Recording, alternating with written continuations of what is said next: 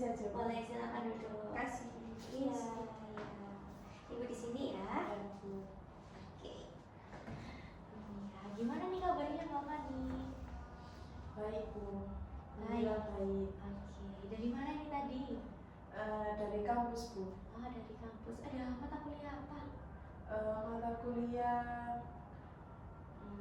penelitian kuantitatif Bu. Penelitian kuantitatif. Oh, jam berapa mata kuliahnya? Jam 8 sih Bu. Oh, jam 8. Makanya kok tumben pagi-pagi ke kampus nih jam 8 kan? Iya. Kelasnya siang ya Mbak Fani? Iya. Oh gitu. Ngapain aja tadi di kelas Mbak Fani? Ini sih Bu, praktek untuk bagaimana tuh penelitian kuantitatif itu tadi Bu. Gitu. Diterangin juga sama dosennya, dijelasin. Oh, Soal praktek juga. Wah, berarti seru dong. Seru Bu, seru. Asik nih berarti ya di dalam kelas tadi ya. Iya Bu, asik. Meskipun kelas pagi nih. Oke. Nah, ini tadi kesini atau mau kemana lagi nih? Baru kesini. Kan tadi habis kampus, mungkin dari itu langsung pulang sih. Langsung pulang. Iya, langsung pulang. Soalnya malam nanti ada ini sih, ada janjian sama teman saya. Wah, mau keluar nih. Mau jalan-jalan mau kencan nih. Udah sama teman saya Bu. Oke. Nah, tujuan Mbak Fani kesini pasti tidak ingin datang ke sini aja dong. Iya. Pasti ingin ada hal yang ingin dibagikan kepada saya. Nah, di sini saya mau mengapresiasi Mbak Fani dulu karena sudah meluangkan waktu Mbak Fani nih menyempatkan untuk menemui Ibu di sini, sudah meluangkan sedikit waktunya buat kita ngobrol-ngobrol. Nah, namun Ibu di sini hanya ada waktu 15 sampai 20 menit ke depan. Nah, Mbak Fani bersedia atau mau kita reschedule jadwal lagi nih? Setuju Bu. Setuju. Iya. Oke, nah di sini Ibu juga mau menjelaskan kalau di sini Ibu hanya sebagai fasilitator Mbak Fani saja. Untuk kesimpulan, saran, dan solusi kedepannya saya kembalikan lagi ke Mbak Fani. Apa yang Mbak Fani ambil, apa yang Mbak Fani putuskan itu Mbak Fani yang memilihnya sendiri. Baik Ibu, saya setuju. Oke, setuju ya Mbak Fani ya? Setuju. Oke, duduknya sudah nyaman? Sudah. Sudah relax? Sudah. Bisa ini kita melakukan proses konselingnya? Sudah Bu. Oke, baik. Bisa diceritakan apa hal yang ingin diberikan kepada saya? Baik, sebelumnya saya juga terima kasih pada Ibu sudah menyempatkan waktu untuk bertemu dengan saya. Jadi di sini kan saya itu kan ada tiga bersaudara ya Bu. Saya itu anak kedua. Yang anak pertama itu kan mas saya ya, mas. Terus yang ketiga ini adik saya perempuan. Nah di sini itu saya itu kayak apa ya Bu, kayak harapan orang tua saya itu diserahkan kepada saya gitu loh Bu, karena anak pertama ini juga kayak sudah gagal gitu, kayak gagal dalam mengangkat derajat orang tua, terus mengenai orang tua itu juga gagal karena istilahnya kayak intinya itu sudah dikecewakan sama anak pertama gitu loh Bu. Nah jadi harapan orang tua saya itu Bu, orang tua saya itu ke saya dan nggak mungkin juga ke adik saya karena kan adik ini masih SMA ya belum masih sekolah, jadi nggak tahu kayak permasalahan permasalahan di rumah itu kayak gimana gitu Bu. Oke, baik. Nah, di sini Mbak Fani bilang kan tadi Mbak Fani bilang kalau orang tua Mbak Fani atau keluarga Mbak Fani menaruh harapan yang tinggi, ada harapan yang besar kepada Mbak Fani. Nah, perasaan Mbak Fani gimana? Perasaannya ya berat sih buat saya Bu, karena saya juga nggak ada support dari kakak saya, orang tua saya, keluarga saya itu juga nggak ada sih gitu. Nah, kalau Mbak Fani perasaannya berat nih, apalagi tidak ada support nih. Kedua orang tua Mbak Fani mensupport Mbak Fani? Untuk support apa Bu? Dalam apa? Mungkin kan menaruh harapan yang tinggi kepada Mbak Fani. Nah, misalnya kayak dalam belajar, nih Mbak Fani diingatkan kayak mensupport, memfasilitasi nih Mbak Fani belajar. Terus kayak misalnya Mbak Fani ikut kegiatan nih, nah itu mendukung penuh misalnya untuk masa depan Mbak Fani. Contohnya seperti itu. Untuk support seperti pendidikan ya Bu, itu support, selalu support. Tapi kalau semisal dalam pemilihan saya itu entah saya ikut organisasi baik maupun itu di luar kuliah atau di dalam kuliah, itu kayak gak didukung sama sekali gitu Bu, gitu loh Bu. Dan saya tuh kayak orang itu suka memberontak gitu. Kalau semisal nggak didukung tapi itu demi kebaikan, saya memberontak, saya bakal ngelakuin. Karena di dalam pikiran saya juga kayak ini ada sisi baiknya juga, saya ikut seperti ini, ikut organisasi seperti ini gitu. Tapi support, kalau support dalam pendidikan mendukung kok. Oke, baik. Nah, Mbak Fani tadi kan bilang memberontak nih. Ya, untuk perilaku yang seperti apa Mbak Fani? Perilaku yang seperti kayak itu tadi, kayak nggak saya kayak memilih organisasi tapi nggak didukung sama orang tua saya, tapi saya tuh memberontak kayak saya kalau nggak dibolehin saya pasti ikut. Yaitu yang membuat saya memberontak. Dan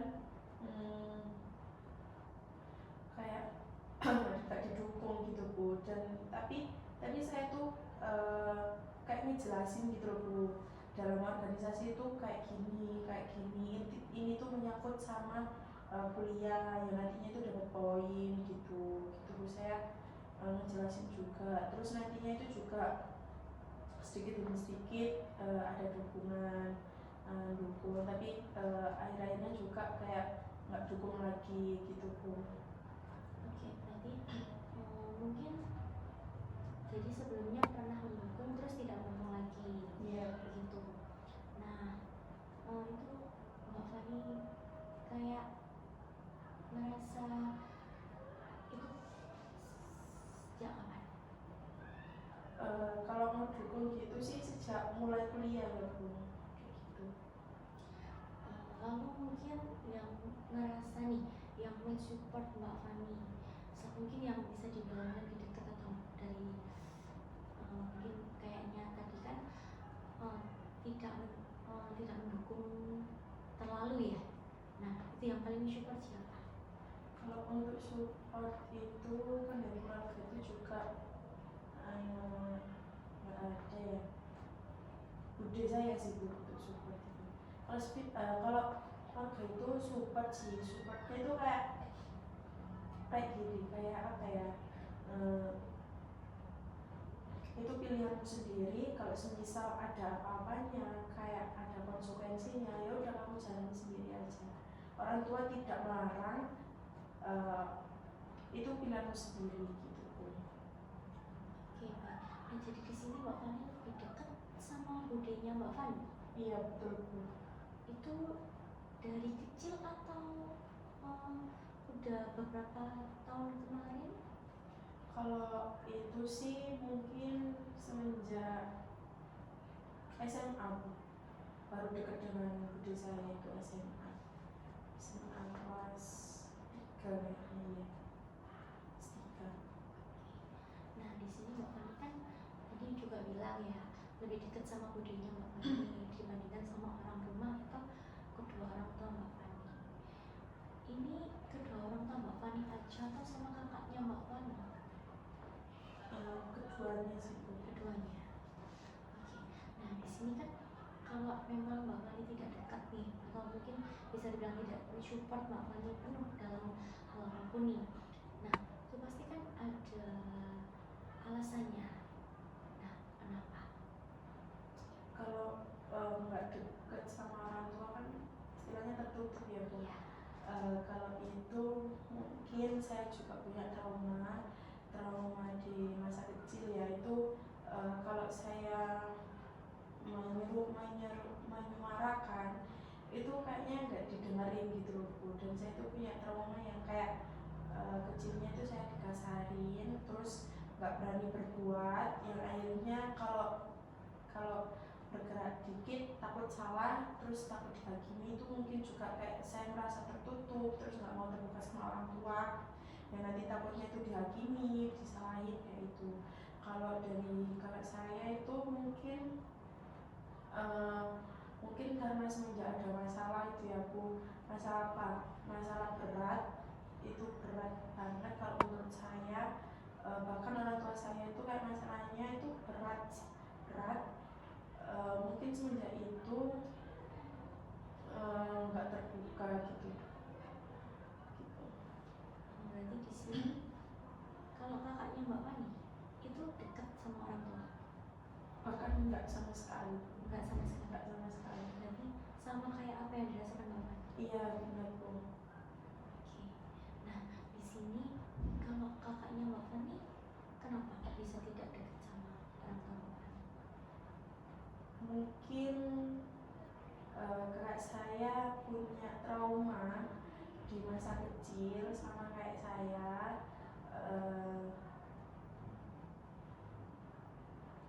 Kayak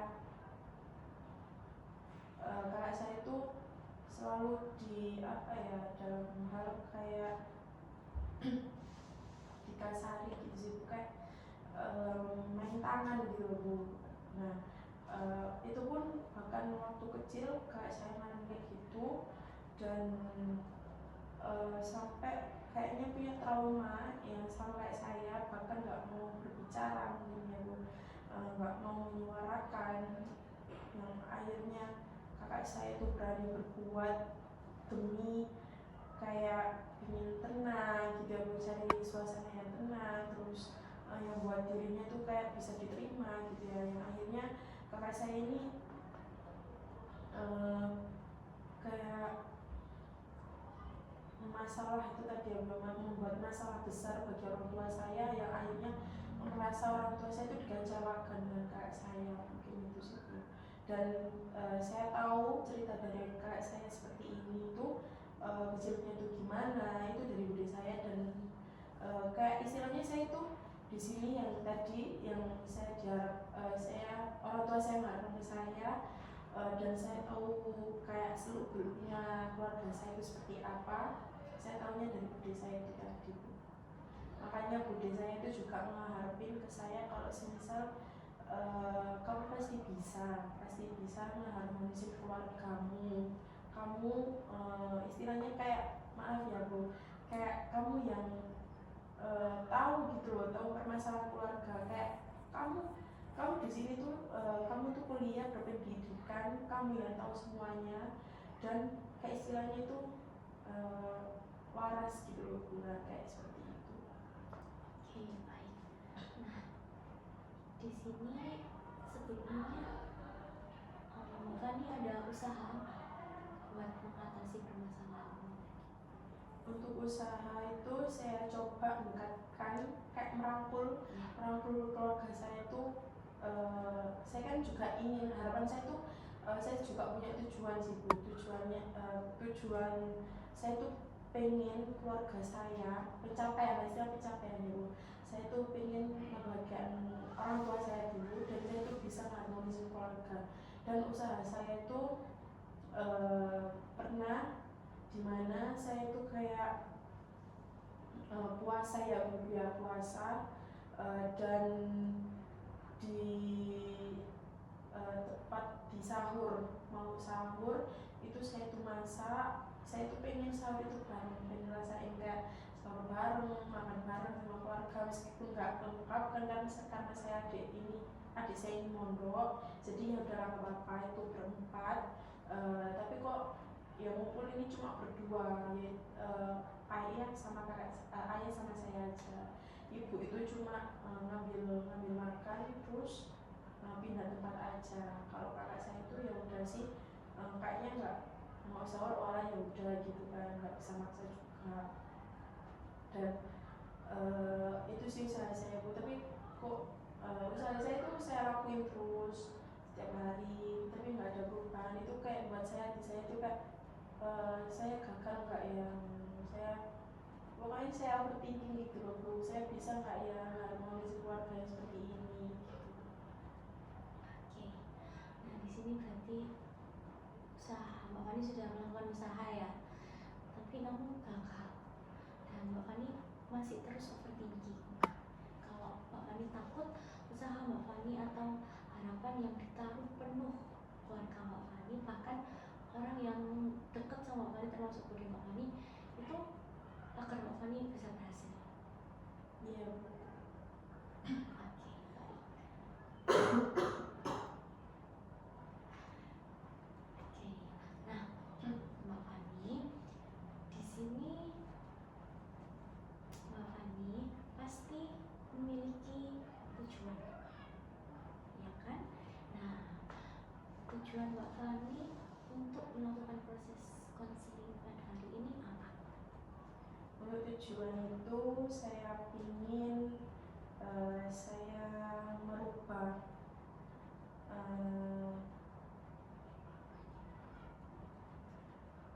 perilaku yang tadinya keluarga saya ini nggak harmonis, terus saya ingin rubahnya itu jadi yang harmonis gitu Bu.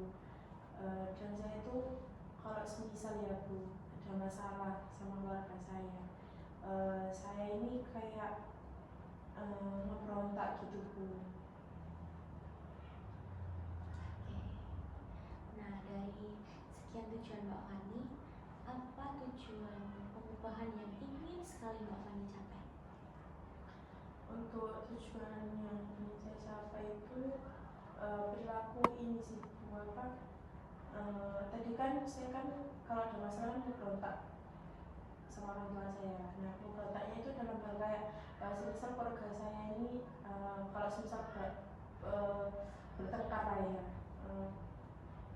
kalau semisal ayah saya ini dengan ada emosi tinggi, saya bakal juga ikut dengan ada emosi tinggi gitu Bu. Saya itu pengen kayak tapi di dalam nada tinggi itu tadi itu saya sadar kalau pas Pak saya omongin, saya pas Pak kasar gitu ya, tapi di dalam hati saya itu semua pikiran saya itu kayak gak oleh, gak boleh kamu ngelakuin ini, salah, ini orang tuamu gitu Bu, kayak gitu.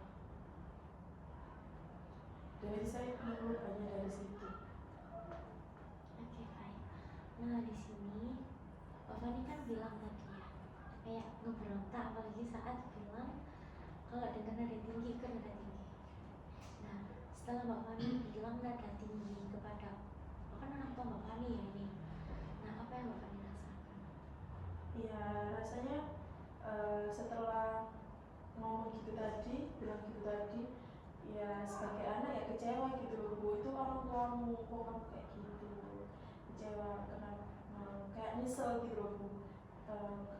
Kenapa ya tadi ngomong kayak gitu, kasar gitu. Terus kadang juga kalau misal sudah nih berantemnya itu kayak merenung di kamar, nangis gitu Bu, kayak nyesel gitu sih Bu. Seharusnya kan bisa dong yang baik-baik gitu. Bahkan saya punya pemikiran seperti itu sudah lama ya Bu, sudah lama. Dan kalau semisal saya tuh pendirian saya, kalau semisal berantem dengan orang tua, saya cukup mendengarkan dan meredam emosi saya.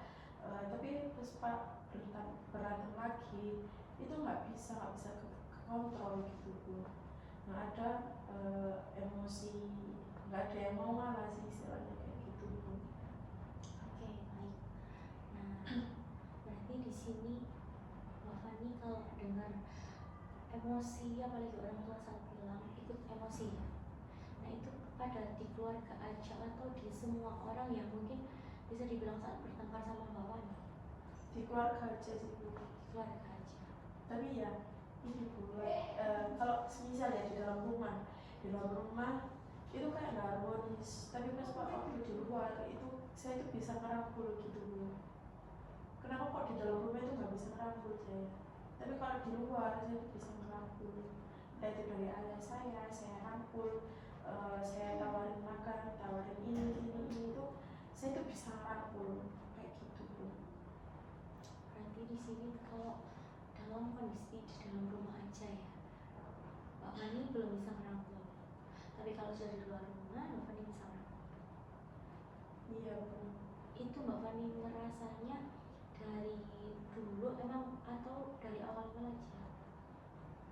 Kemarin awal kemarin.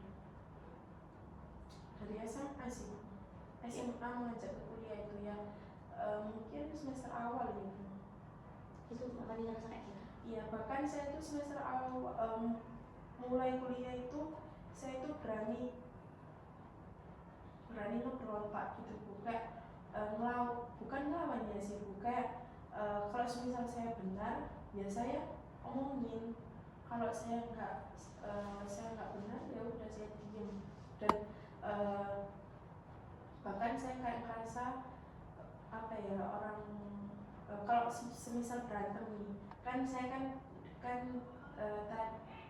tadi kan bilang kalau kecil tuh, waktu kecil kan saya ada trauma seperti itu. Nah, yang membuat saya tuh nggak berani buat berbicara, mengungkapkan, dan takutnya nanti dihakimi. Dan saya tuh punya kayak pendirian, saya berani melawan kebaikan juga, nggak selalu seterusnya orang tua itu benar.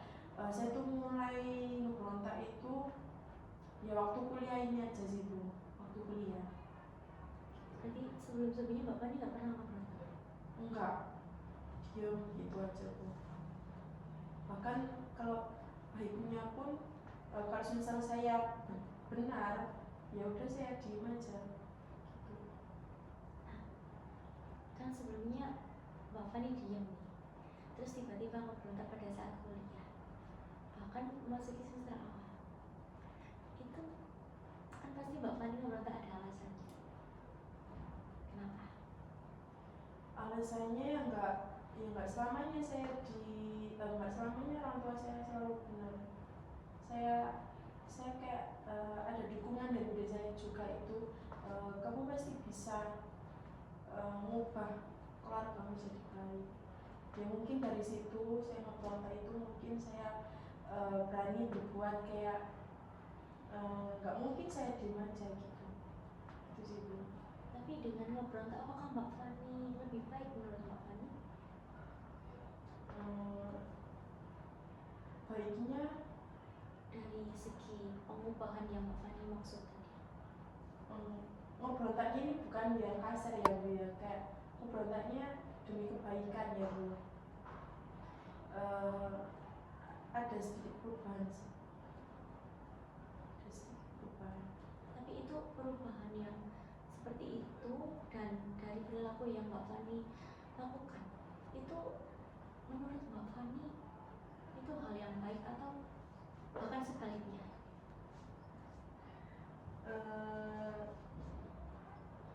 Sebaliknya kayaknya sih Bu. Sebaliknya. Iya. Daripada padahal Mbak Fani bilang kalau itu lebih baik. Nah, kenapa nih kok sebaliknya? Gimana Bu? Kan tadi Mbak Fani bilang Iya. dengan memberontak, Mbak Fani kan bilang kayak mungkin lebih baik daripada sebelumnya. Nah, kalau perilaku Mbak Fani memberontak terus nih, apabila mungkin berkata kasar, nah apakah itu menurut Mbak Fani baik untuk kedepannya dan seterusnya? Enggak sih, enggak baik buat kedepannya sih. Karena menurut saya ngeberontak itu juga salah sih ya Bu ya. Perbuatan yang salah sih. Seharusnya kan bisa diomongin secara kekeluargaan gitu kan Bu, nggak harus ngeberontak. Yang nantinya sama-sama egois gitu Bu. Nggak ada yang mau ngalah. Makanya saya ingin merubah itu sih. Perilaku itu sih Bu. Itu perilaku yang pertama yang saya ubah. Oke, baik. Nah, di sini mau meresum apa yang permasalahan Mbak Fani yang Mbak Fani bagikan kepada saya. Nah, di sini intinya Mbak Fani itu kurang kasih sayang dari keluarga, dari segi orang tua maupun kakak Mbak Fani sendiri. Apabila di dalam rumah Mbak Fani tidak bisa merangkul keluarga Mbak Fani, dan jika di luar rumah Mbak Fani bisa merangkul keluarga Mbak Fani. Namun Mbak Fani di situ hanya mendapatkan support dari bude Mbak Fani saja.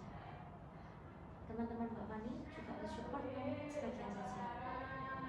Teman-teman Iya, sebagian saja Bu. Dan sama saudara-saudara saya sih, orang terdekat saya. Oke, baik. Nah, lalu Mbak Fani memiliki tujuan yaitu ingin merubah perilaku Mbak Fani yang mungkin bisa memberontak, terus kayak mengharmoniskan keluarga Mbak Fani, lebih ngerangkul lagi keluarga Mbak Fani dimanapun berada, dan itu sangat baik ya Mbak Fani ya. Nah, tujuan yang ingin sangat dicapai Mbak Fani yaitu ingin merangkul atau mengubah perilaku Mbak Fani yang memberontak tadi. Iya, yang nada tinggi tadi menjadi kayak bisa dibicarain secara Oke, dari sekian tujuan Mbak Fani yang ingin sangat dirubah Mbak Fani berarti ingin tidak memberontak saat menggunakan nada tinggi, apalagi kedua orang tua Mbak Fani ya. Iya Bu. Oke, baik. Nah, di sini ada salah satu teknik yaitu namanya reinforcement principle. Nah, sebelumnya Mbak Fani pernah dengar nggak teknik ini? Belum Bu, belum sekali. Mungkin pernah mendengar namanya aja atau tidak? Apa? Teknik reinforcement. Belum pernah Sama sekali ya. Iya, sama sekali. Nah, di sini Ibu mau menjelaskan teknik reinforcement. Nah, di sini teknik itu yaitu menghilangkan perilaku atau pola pikir yang negatif dan sehingga diubah menjadi penguatan. Nah, di sini contohnya seperti Mbak Fani tadi kan memberontak ya. Nah, kan itu emosinya Mbak Fani pasti meledak-ledak ya, dan sehingga tidak bisa dikontrol, sehingga sama-sama menggunakan nada tinggi. Nah, di sini dengan teknik ini Mbak Fani bisa melakukan secara bertahap. Teknik ini dilakukan secara bertahap namun tidak langsung dihentikan seperti itu saja. Dengan adanya penguatan Mbak Fani. Nah, Mbak Fani paham atas pengertian yang Ibu berikan? Belum jelas Ibu, belum Oke, nangkap. Nah, mungkin Ibu ulang ya. Jadi teknik ini yaitu teknik yang digunakan untuk menghentikan atau bisa meredakan perilaku yang negatif, sehingga perilaku ini tuh bisa reda atau perlahan-lahan lah bertahap menghilang, tapi tidak bisa menghilang secara langsung Mbak Fani, secara bertahap dengan adanya penguatan. Contohnya nih di sini, misal nih saya berbicara nada tinggi kepada Mbak Fani, Mbak Fani ikut membalas dengan nada tinggi kepada saya. Nah, di sini Mbak Fani bisa meredakan perilaku itu tadi dengan adanya penguatan. Contohnya seperti kayak Mbak Fani bisa kayak menanamkan kayak pola pikir, atau Mbak Fani bisa kayak bisa dibilang Mbak Fani kayak tadi bilang kayak membatin mungkin ya. Nah, itu bilang kayak nggak boleh ikut pakai nada tinggi, ditenangin dulu, diredain dulu. Nah, setelah Mbak Fani merasa reda dan emosinya tidak meledak-ledak, nah Mbak Fani bisa nih berbicara secara pelan-pelan, secara bertahap, kayak gini loh, tak jelasin, nggak kayak gitu. Nah, contohnya seperti itu. Apakah sudah paham? Sudah Bu, sudah paham. Oke, baik. Nah, di sini bisa Mbak Fani mencoba untuk menerapkan teknik ini agar mungkin Mbak Fani bisa menerapkannya di rumah atau di kondisi saat Mbak Fani merasa emosi Mbak Fani naik apabila mendengar nada tinggi. Apakah siap Mbak Fani apabila kita melakukan latihan di sini? Boleh Bu. Boleh ya. Nah, di sini mungkin Ibu mencontohkan atau mengajari dulu ya tahap-tahapannya saat mau melakukan pelatihan. Nah, di sini mungkin Mbak Fani mungkin bisa membayangkan aja, nggak apa-apa. Mbak Fani mungkin membayangkan berbicara atau mendengar saat orang di Mbak Fani ini berbicara nada tinggi, bahkan bisa emosi sekali seperti apa yang Mbak Fani alami. Lalu Mbak Fani ini ingin membalasnya dengan emosi kembali seperti apa yang Mbak Fani alami. Ingin membalasnya dengan rasa emosi, ingin membalasnya dengan rasa yang meledak-ledak. Nah, Mbak Fani bisa membayangkan itu. Lalu di sini Mbak Fani bisa nanti menenangkan diri Mbak Fani terlebih dahulu dengan adanya penguatan itu tadi. Nah, penguatan ini tadi Mbak Fani ingin seperti apa? Misalnya nih, Mbak Fani mendengar emosi yang meledak-ledak. Nah, diri Mbak Fani pastikan kayak ingin membalasnya. Namun Mbak Fani berpikir kayak tidak, jangan dibalas dulu. Nah, ini pola pikir yang seperti apa yang Mbak Fani harapkan? Mungkin bisa kayak redakan dulu pas misal ya orang tua saya marah, saya dengerin dulu, terus saya menahan emosi saya biar kayak mereda sendiri. Saya cuma dengarkan saja. Kalau misal orang tua saya sudah selesai marah atau emosinya sudah dikeluarkan semua, mungkin saya bisa berbicara dengan baik, mengerti omongannya orang tua, terus meresponnya dengan baik juga, seperti itu mungkin ya Bu ya. Iya, benar. Ya mungkin seperti itu ya Mbak Fani. Nah, saat Mbak Fani untuk meredakan emosi Mbak Fani, dan di sini ada penguatan kan ya. Nah, di sini Mbak Fani bisa menenangkan diri Mbak Fani dulu aja, didengarkan dulu saja, ditenangkan aja dulu, baru nih Mbak Fani bisa mengkomunikasikan dengan baik. Nah, kalau bisa Mbak Fani mungkin dicoba di sini.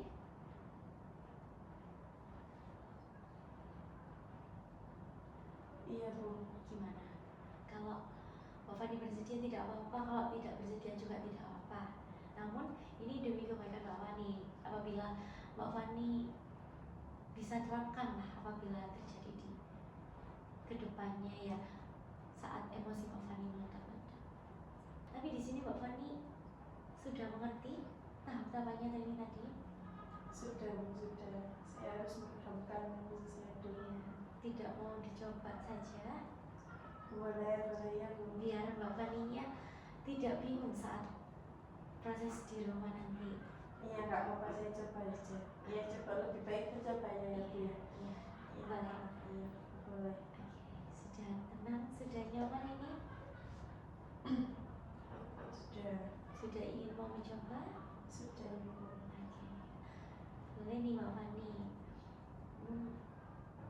membayangkan kayak misalnya Mbak Fani melihat saya itu orang yang marah kepada Mbak Fani, berbicara bisa dibilang nada tinggi kepada Mbak Fani. Nah, di sini Mbak Fani, apa yang Mbak Fani rasakan, apa yang Mbak Fani ingin ungkapkan dengan nada tinggi juga, namun Mbak Fani bisa nih mengontrolnya dan memberi penguatan kepada diri Mbak Fani.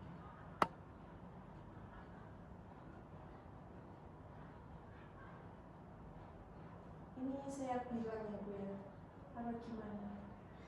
Senyamannya Mbak Fani aja.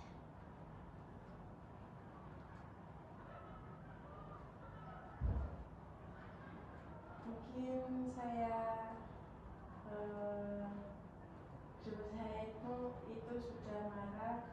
Ini saya diam dulu, terus kalau sudah marahnya mungkin saya berani bilang kalau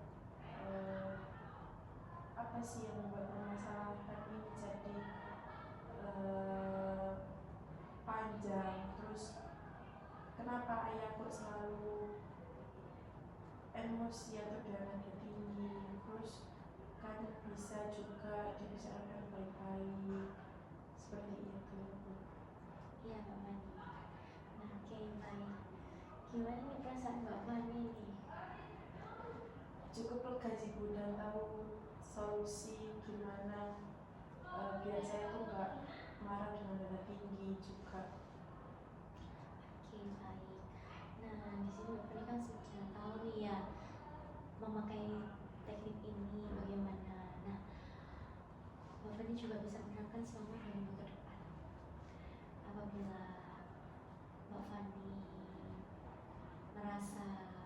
merasa kayak berbicara nada tinggi itu tadi itu meledak-ledak, nah Mbak Fani bisa menerapkan teknik ini. Baik Bu. Oke, dan di sini Ibu juga mau memberi pekerjaan rumah kepada Mbak Fani. Apakah Mbak Fani bersedia? Bersedia. Oke, baik. Tidak berat kok Mbak Fani pekerjaan rumahnya. Hanya saja Mbak Fani di sini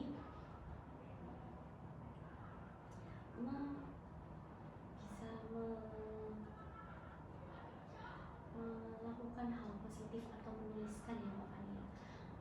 Misalnya Mbak Fani setelah mendengar emosi yang meledak-ledak, pastikan bertahap ya Mbak Fani menghilangkannya. Nah Mbak Fani bisa menuliskan kayak, oh aku sudah bisa nih berusaha diam dulu. Nah itu Mbak Fani bisa tuliskan, oh, aku sudah bisa nih, ya awalnya aku emosi, aku bisa diam dulu. Oh aku bisa nih biasanya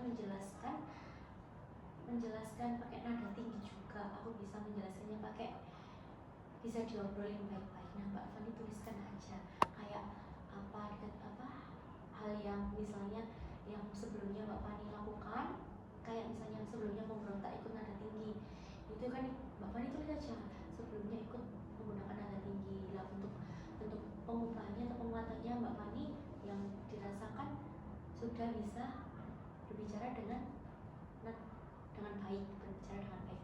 Tadi nadanya dikurangi, tidak pakai nada tinggi lagi. Nah Mbak Fani bisa menuliskan kayak gitu. Dan mungkin Mbak Fani bisa melakukan hal yang lebih positif lagi apabila kan Mbak Fani tadi bilang ya kayak setelah melakukan nada tinggi mungkin keceplosan ya Mbak Fani ya. Nah bisa melakukan hal positif contohnya kayak berbicara baik, meminta maaf kepada kedua orang tua. Nah setelah minta maaf mungkin bisa diobrolin lagi ulang dengan baik. Nah contohnya seperti itu Mbak Fani, ditulis di buku saja nggak apa-apa. Nah nanti minggu depan kita lihat nih Mbak Fani sudah mencapai evaluasi yang bagaimana, sudah mencapai targetnya Mbak Fani apa belum, kayak apa yang ingin Mbak Fani capai itu sudah terlaksana apa belum. Nah kita lihat minggu depan. Itu untuk penulisannya dicatat di buku, dan itu kalau misal apa waktu ada masalah aja atau setiap hari? Mungkin saat Mbak Fani waktu pencapaian Mbak Fani tadi. Jadi kayak misalnya nih ada problem nih ya. Nah Mbak Fani tadi kan yang ingin capai kan ingin meredakan ya. Nah itu kan tidak bisa instan Mbak Fani. Gak mungkin dong kayak di stop langsung, itu gak mungkin kan. Nah bertahap kan. Nah itu Mbak Fani tulis kayak misalnya sudah bisa nih aku mengurangi emosiku, tulis saja Mbak Fani gak apa-apa. Aku sebelumnya emosiku tidak terkontrol. Nah setelah kemarin aku udah tahu cara mengkondisikan emosiku. Nah Mbak Fani aku bisa nih melakukan tahap ini, mengontrol emosiku. Nah aku udah bisa nih kayak berbicara dengan baik, tidak memakai emosi yang meledak-ledak lagi. Seperti itu. Iya. Baik Bu. Paham Mbak Fani? Paham Bu. Nah gimana nih perasaannya Mbak Fani? Cukup lega Ibu. Cukup lega ya. Sudah plong apa masih ada ini yang mengganjal? Sudah plong Ibu. Oke, baik. Saya sangat senang sekali Mbak Fani sangat antusias untuk merubah yang awalnya perilaku negatif bisa berubah menjadi perilaku yang positif. Nah, saya juga sangat terima kasih Mbak Fani, antusiasnya sangat tinggi sekali dan sampai meluangkan waktu datang ke sini kepada saya. Saya juga terima kasih pada Ibu sudah mendapatkan waktu untuk mendengarkan cerita saya ya Bu. Terima kasih. Iya, tidak apa-apa Mbak Fani, sama-sama. Oke, baik. Oke, nah di sini untuk pertemuan selanjutnya Mbak Fani mau di hari apa? Hari sama atau beda? Di hari yang sama aja sih Bu. Di hari yang sama? Iya. Oke, nah di hari yang sama nanti minggu depan, 2 minggu ya Mbak Fani ya? 2 minggu ya Bu. Oke, 2 minggu ke depan Mbak Fani bisa membawa pekerjaan rumah yang Mbak Fani tulis tuliskan tadi yang Ibu beri. Nah, Bapak Fani bisa membawanya. Saat itu kita lihat, kita evaluasi bareng-bareng. Kita lihat apakah Bapak Fani sudah mencapai target Bapak Fani apa belum. Nah, kita lihat di pertemuan selanjutnya.